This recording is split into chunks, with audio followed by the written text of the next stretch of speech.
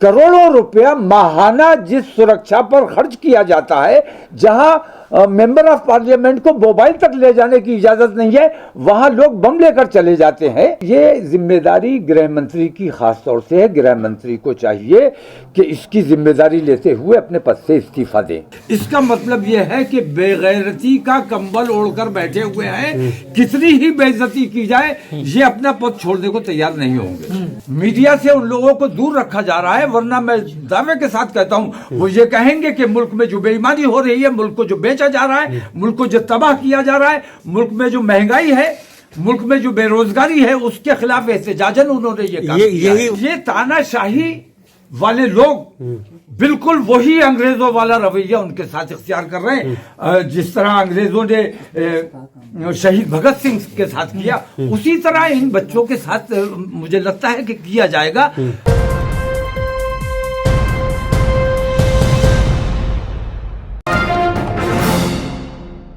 मौलाना साहब, संसद पे अभी हमला हुआ, कहा जाता है कि देश सुरक्षित हाथों में है, लेकिन संसद पे जैसे हमला हुआ, क्या लगता है आपको कि देश सच में सुरक्षित हाथों में है? अब ये तो तमाम दुनिया देख रही है कि कितने सुरक्षित हाथों में है और कितने जिम्मेदार हाथों में है।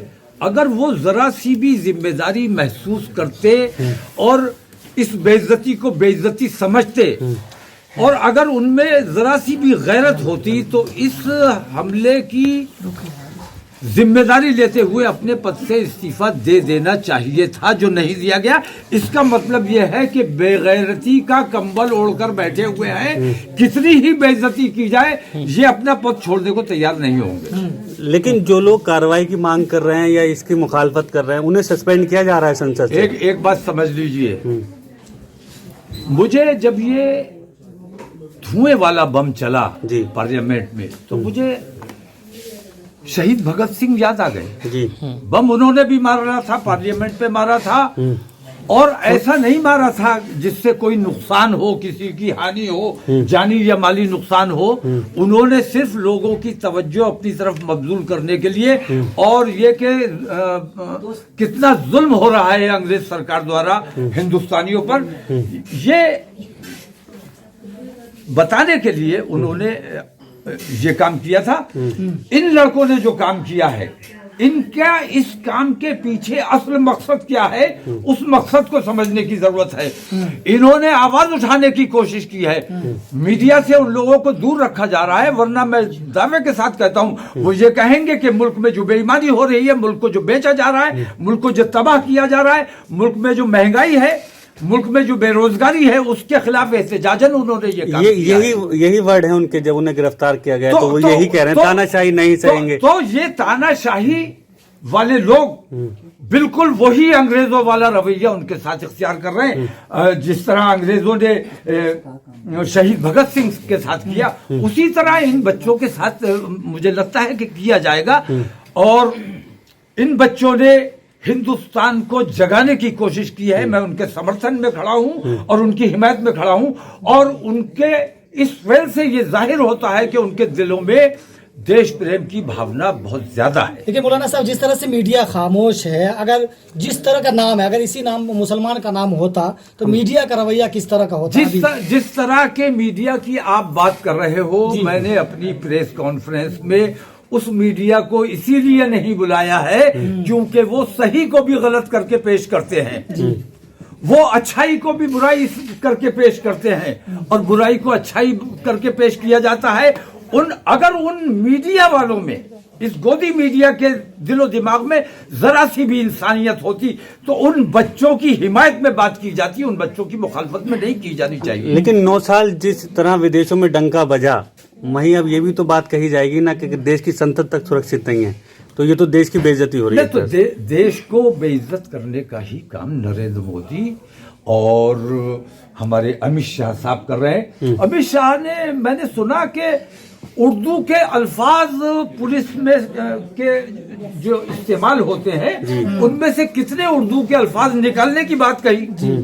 मैं ये कहता हूं कि अमित शाह साहब पहले अपने नाम में से शाह निकालो, क्योंकि शाह भी हिंदी का लफ्ज नहीं है, उर्दू का लफ्ज है। शाह हिंदी का लफ्ज नहीं है। अपने नाम में से तो पहले हिंदी उर्दू निकाल दो, अच्छा, फारसी निकाल दो। अपने नाम के साथ तो तुम रखोगे, लेकिन कानून में जो अल्फाज इस्तेमाल किए जाते हैं, पुलिस में जो इस्तेमाल किए जाते हैं, उनसे तुम्हें हिंदू मुसलमानों से इस कदर नफरत क्यों है, उसकी वजह बयान करना चाहिए। लेकिन जिन बच्चों पे यूएपीए लगा है, क्या आप उनके समर्थन में हैं? मैं उन बच्चों के पूरी तरह से समर्थन हूं, क्योंकि मैं शहीद भगत सिंह के भी समर्थन में था, और इस किस्म की जो सोच रखते हैं, जो देश प्रेम की भावना रखते हैं और अपने बेरोजगार भाइयों के लिए कुछ करने की कोशिश की है, अपने देश की महंगाई की तरफ मुतवज्जे करने की कोशिश की गई है, ऐसे लोगों के साथ तमाम हिंदुस्तानियों को खड़ा होना चाहिए। वो लोग जिन्होंने पार्लियामेंट में ये काम किया है, वो लोग मैं समझता हूं कि हिंदुस्तान के यूथ के आइकॉन बनने चाहिए, उनको लोगों को अपना हीरो बनाना चाहिए, और वो लोग जो संसद की सुरक्षा में नाकाम हुए, उन तमाम को बर्खास्त किया जाना चाहिए, और खास तौर से अमित शाह को जिम्मेदारी लेते हुए अपने पद से त्यागपत्र देना चाहिए। बहुत शुक्रिया। चलिए, मैं ये कहता हूं, आपसे सवाल करता हूं कि भारतीय जनता पार्टी के दौर में ही, दौरे हुकूमत में ही पार्लियामेंट में क्यों हमला होता है? 23 साल पहले भी एक हमला हुआ था जिसमें हमला आवर मारा गया, अब फिर हमला हुआ, हमला आवर जिंदा पकड़ लिए गए, तो पता चला कि कौन लोग थे। मैं ये कहता हूं कि प्रधानमंत्री को और गृह मंत्री को इसकी जिम्मेदारी लेते हुए अपने पद से इस्तीफा देना चाहिए कि नहीं देना चाहिए? उनकी बड़ी जिम्मेदारी है, उनकी जिम्मेदारी है। करोड़ों रुपया माहाना जिस सुरक्षा पर खर्च किया जाता है, जहां मेंबर ऑफ पार्लियामेंट को मोबाइल तक ले जाने की इजाजत नहीं है, वहां लोग बम लेकर चले जाते हैं। तो ये जिम्मेदारी गृह मंत्री की खास तौर से है। गृह मंत्री को चाहिए कि इसकी जिम्मेदारी लेते हुए अपने पद से इस्तीफा दें। तो भारतीय जनता पार्टी किस किस्म का उनका माहौल बनाते हैं वो, और माहौल कौन लोग बनाते हैं? हमने इसीलिए उन लोगों को नहीं बुलाया, आप लोगों को बुलाया है, क्योंकि वो हमारी सही बात को भी गलत तरीके से पेश करेंगे। हमने उनको दावत ना देके आपको दावत दी है, ताकि आपके जरिए हमारी सही बात आम लोगों तक पहुंचे। तो हम जो करना चाहते हैं, भारतीय जनता पार्टी के बहकावे से निकलना है, तमाम पार्टियों के बहकावे से निकलना है। हमें अपनी शराइत पर, जो भारतीय बजरंग दल पे हमारी ये मांग है कि बजरंग दल आतंकवादी संगठन है, देश का माहौल अमन अमान बिगाड़ने का काम करता है, विश्व हिंदू परिषद देश का अमन अमान बिगाड़ने का काम करता है, इन पर जो पाबंदी लगाने का काम करेगा, हम उसका साथ देने के लिए तैयार हैं।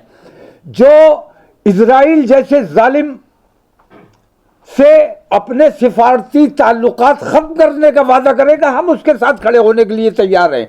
तो जो हमारी बातें, हमारी शराइत सुनने का और मानने का वादा करेगा, लिखित में हमें देगा, उसका साथ दिया जाएगा। हम भारतीय जनता पार्टी या कांग्रेस या किसी के भी जर खरीद गुलाम नहीं है, मोहताज नहीं है। हम अपना फैसला खुद लेने का काम कर सकते हैं।